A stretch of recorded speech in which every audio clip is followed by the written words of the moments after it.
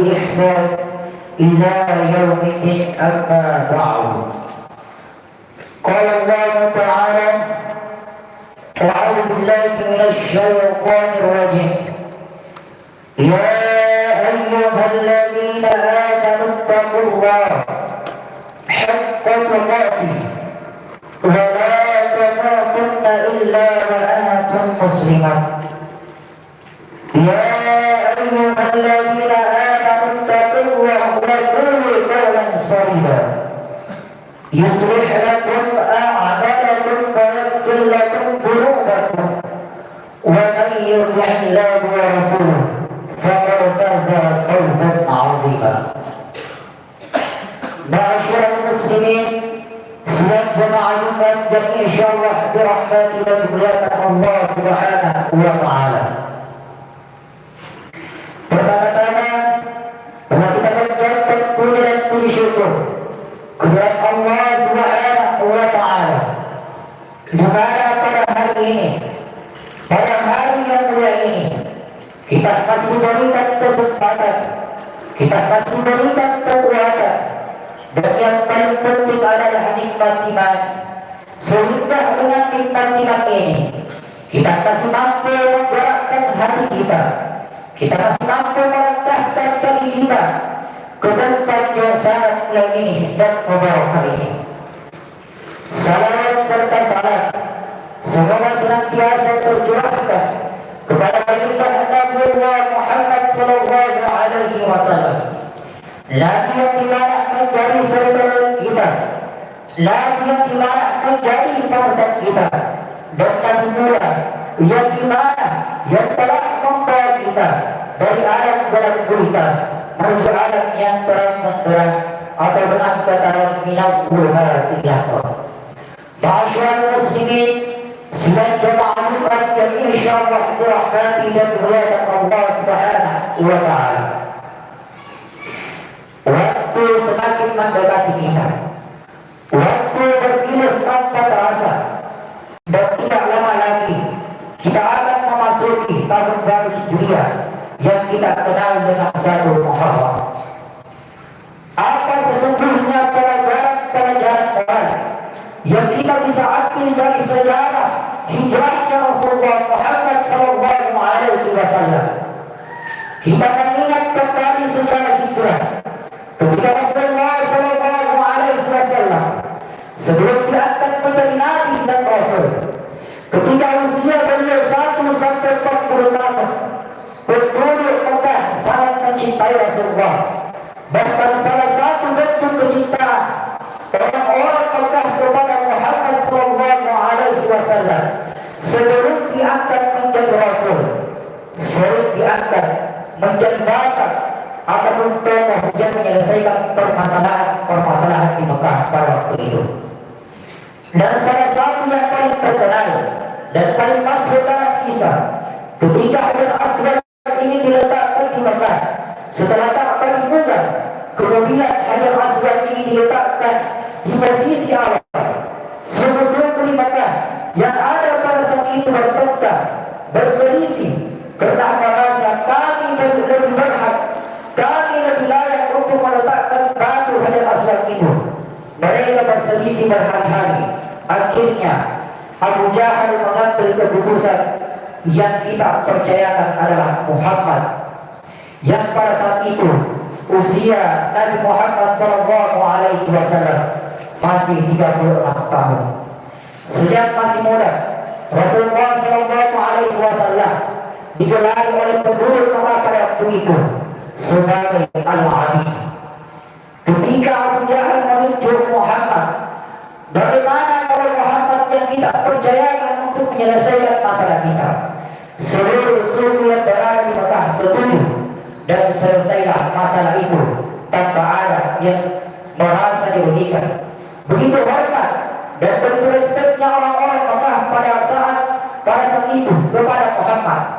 Kemudian pada saat usia Muhammad menginjak 40 tahun dan diangkat menjadi nabi dan rasul, la ilaha illallah Muhammadur Rasulullah.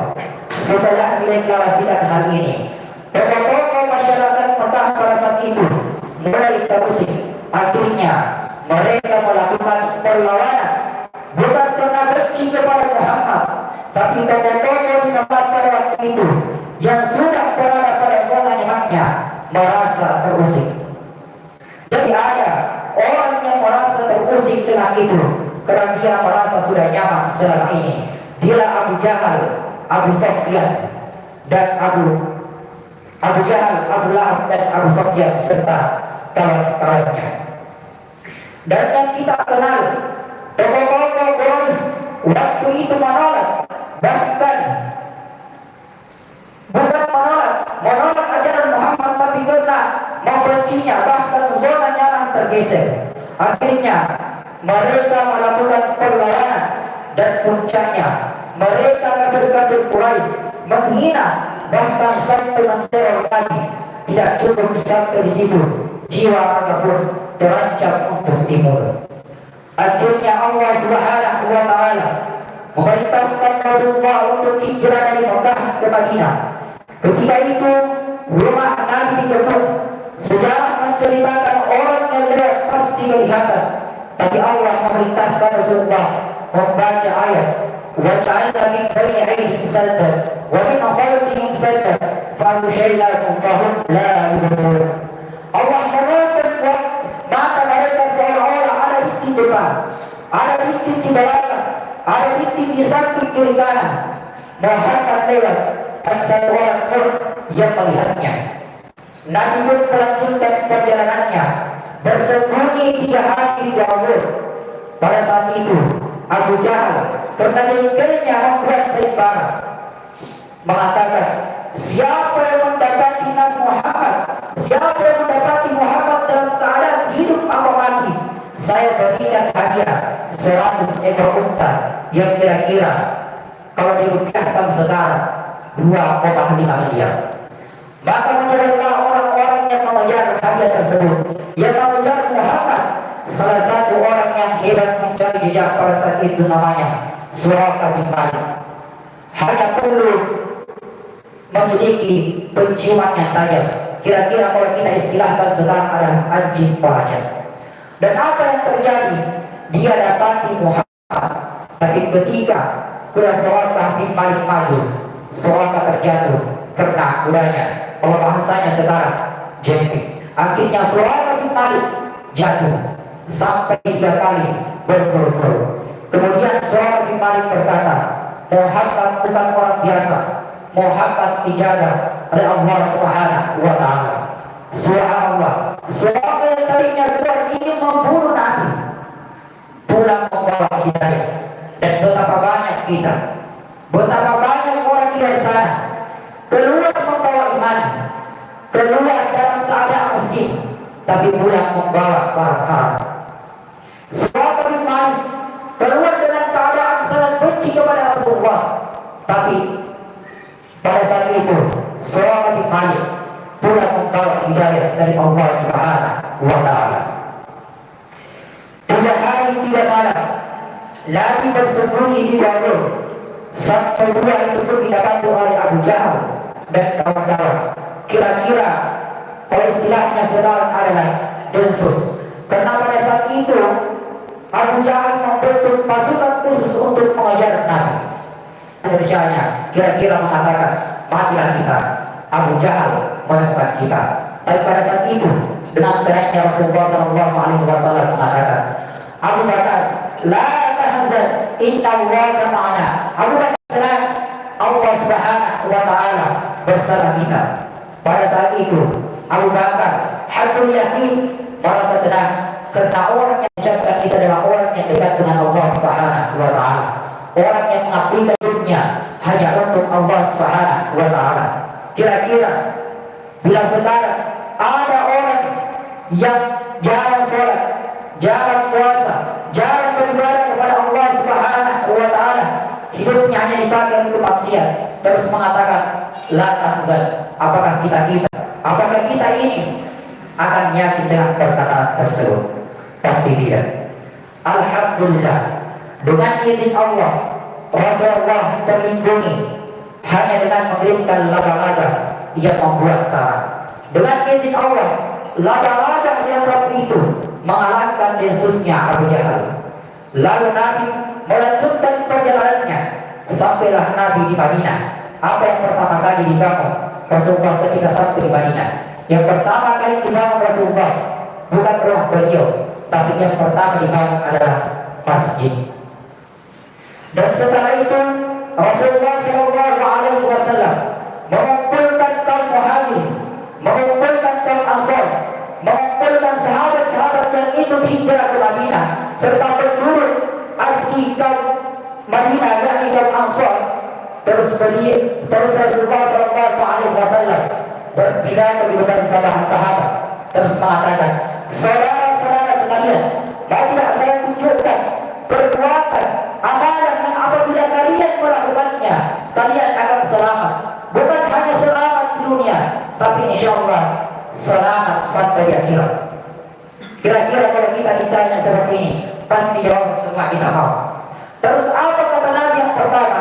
Yang pertama adalah untuk lubul ilmu, tuntutlah ilmu pengetahuan, belajar. Ayat pertama yang diturunkan Allah Subhanahu wa Ta'ala bukan perintah untuk sholat, bukan perintah untuk puasa, bukan perintah untuk menunaikan ibadah haji, tapi ayat pertama yang diturunkan Allah Subhanahu wa Ta'ala di Al-Qur'an adalah Iqra.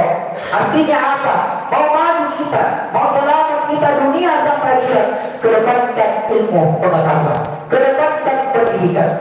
Kita sama-sama tahu Jepang dengan Indonesia sama-sama hancur di tahun 45, tapi alhamdulillah Jepang bisa lebih maju dibandingkan dengan Indonesia. Kenapa? Karena Jepang mengedepankan dunia pendidikan. Mau tak usah kita ambil Jepang, ambil negara terdekat apa? Malaysia. Malaysia bisa jauh lebih maju, bahkan lebih mulia dibandingkan dengan Indonesia. Kenapa? Karena Malaysia mengedepankan dunia pendidikannya. Apa buktinya? Kita lihat sekarang sistem perekonomian kita. Malaysia 1 ringgit, kita 4.000 rupiah. Apa lagi buktinya? Pada tahun 70-an masyarakat Malaysia pergi ke Indonesia untuk belajar, tapi di tahun sekarang sekian banyaknya kita temukan masyarakat Indonesia pergi ke Malaysia, dan apa yang dia kerja? Menjadi tukang tombak kebun kalau sawit. Kenapa bisa terjadi demikian? Karena Malaysia menghormati dunia pendidikannya. Kemudian yang kedua kata Nabi, haluskan tubuh katamu pada jeng yang berbeda. Kemudian yang ketiga, al-qaim wal masakin, beri makan fakir miskin atau dengan kata lain bersedekah. Kemudian yang keempat, silul arham, sambungkan persaudaraan.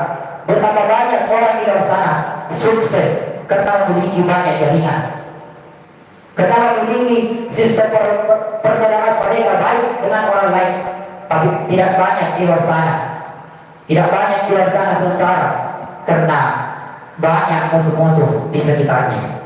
Kemudian yang ketiga, yang kelima, wa minal laili fatahajjat bihi, bangun di sepertiga malam untuk melaksanakan salat tahajud.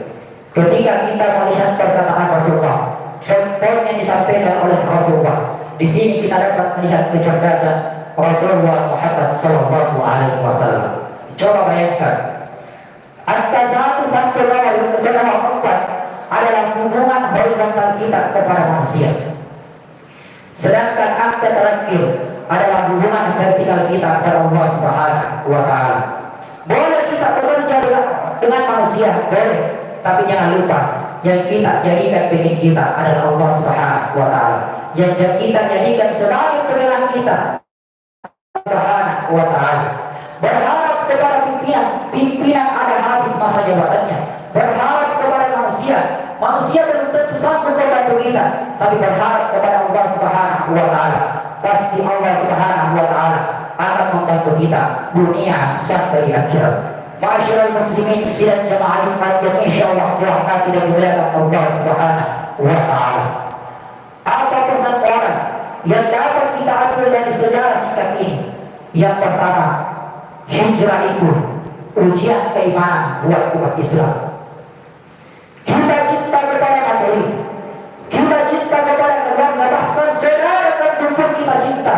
Tapi ketika sudah berbicara soal iman, tidak boleh cinta kepada dunia mengalahkan cinta kita kepada Allah Subhanahu wa Ta'ala. Mana buktinya? Kita lihat Allah Subhanahu sahabat waktu itu kita tidak memikirkan rumahnya, tidak memikirkan kemasyarakatnya, ia hijrah pindah menyelamatkan umatnya. Bahkan berperang dengan saudara kandung siapa? Khalid bin Walid. Belum itu belum masuk Islam. Ketika perintah Allah tidak kecuali kita tetap berada pada barisan Allah Subhanahu wa Ta'ala.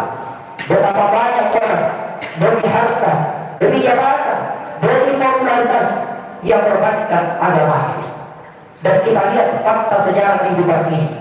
Orang yang berjuang membela agama Allah akan hidup dengan penuh kemuliaan, dan sebaliknya siapa yang mengorbankan agama demi kehidupan dunianya, maka ia akan hidup sehina-hinanya dunia sampai di akhirat kelak. Bila kita berjalan-jalan, biasa kita lihat bangunan mewah, biasa kita melihat rumahnya orang itu megah, tapi tiba-tiba kita katakan dunia ini, wa man hayatud dunya illa mata'ul ghurur, dunia ini hanya tipu daya semata. Apa tidak boleh mencari dunia? Boleh. Silahkan cari harta, karena bagus juga kalau kita kaya, kita mampu berderma, kita mampu bersedekah. Bagus juga kalau kita punya jabatan, kita mampu menolong agama Allah. Tapi kalau kita hanya mementingkan dunia kok saja, kemudian kita lalaikan agama kita, maka kehinaan sehina-hinanya yang akan kita dapatkan di dunia sampai di akhirat kelak. Kemudian yang kedua, pelajaran yang dapat kita ambil dalam proses hijrah ini adalah tidak ada yang mustahil di sisi Allah Subhanahu wa Ta'ala. Coba bayangkan, Nabi sudah dikepung, sudah dikejar pasukan khusus, tapi dengan izin Allah dikalahkan mereka hanya dengan sarang laba-laba yang rapuh. Kalau Allah yang menolong kita, tidak ada yang mustahil di sisi Allah Subhanahu wa Ta'ala. Maka capek kita cari muka di depan manusia, capek kita cari muka di depan pimpinan, cari muka lah di depan Allah Subhanahu wa Ta'ala. Coba bayangkan, 10 pekerjaan yang manusia suruh kita kerja, 9 yang benar, 1 salah, jadi persoalkan yang satunya. Padahal 9 yang benar. Kalau istilah anak-anak muda sekarang, 100 kebaikan kita akan terhapus dengan 1 kesalahan. Sedangkan Allah Subhanahu wa Ta'ala, 100 kesalahan kita akan terhapus dengan 1 kebaikan kita, dengan 1 tobat kita. Saya ulangi, bekerja dengan manusia, 100 kebaikan kita akan terhapus dengan 1 kesalahan kita. Sedangkan bila kita bekerja karena Allah Subhanahu wa Ta'ala, beribadah karena Allah Subhanahu wa Ta'ala, 100 kesalahan kita akan terhapus dengan 1 kebaikan kita, dengan 1 tobat kita. Masyarakat muslimin sudah jamaah insyaallah dirahmati dan dimuliakan Allah Subhanahu wa Ta'ala. Kita sama-sama pernah dengar pesan Guru Abu Talib pernah mengatakan bahwa bila kita cari dunia, belum tentu akhirat kita akan kita gapai. Tapi bila kita kejar akhirat kita, insyaallah dunia akan ikut. Maka terkenallah pemana kita waktu masih SMA. Bila kita menanam rumput, jangan harap akan tumbuh padi. Tapi bila kita menanam padi, pasti akan tumbuh rumput. Masyaallah muslimin sudah jamaah dan insyaallah dirahmati dan dimuliakan Allah Subhanahu wa Ta'ala. Inilah makna hijrah yang selalu kita peringati setiap tahunnya. Kejadian hijrah hanya sekali selama perjalanan sejarah Islam, tapi hijrah dalam konsep perjuangan mestinya harus kita jalani 24 jam. Masyaallah muslimin sudah jamaah Jumat yang insyaallah dirahmati dan dimuliakan Allah Subhanahu wa Ta'ala. Mungkin ini yang sempat kami sampaikan, lebih dan kurangnya mohon dimaafkan. Barakallahu li wa lakum fil Qur'anil 'azim wa nafa'ani wa iyyakum bima fihi minal ayati wa dzikril hakim wa taqabbal minni wa minkum tilawatahu innahu huwas samiul 'alim.